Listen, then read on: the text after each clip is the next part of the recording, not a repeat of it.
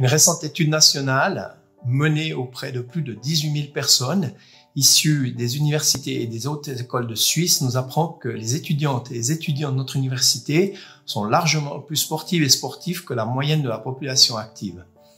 66% d'entre elles et d'entre eux pratiquent une activité dans le cadre de l'offre du sport universitaire et pour près de 40%, leur pratique sportive est hebdomadaire.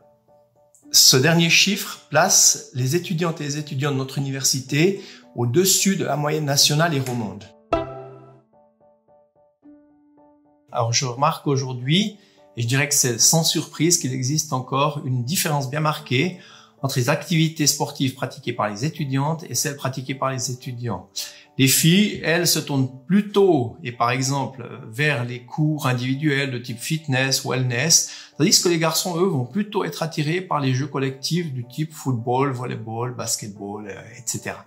Cela dit, le service des sports offre plus de 50 activités sportives différentes, et parmi elles, nous avons la boxe, qui rencontre un grand succès aussi bien auprès des femmes qu'auprès des hommes. Je dirais que nulle part ailleurs qu'à l'université, le coût de la pratique sportive est aussi intéressant.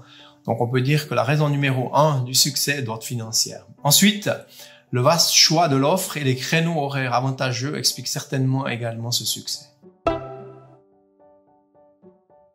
Il ne faut pas oublier que la période des études est une période privilégiée quand même pour pratiquer une activité physique régulière. On a l'énergie pour, on a souvent le temps et la motivation qui vont avec.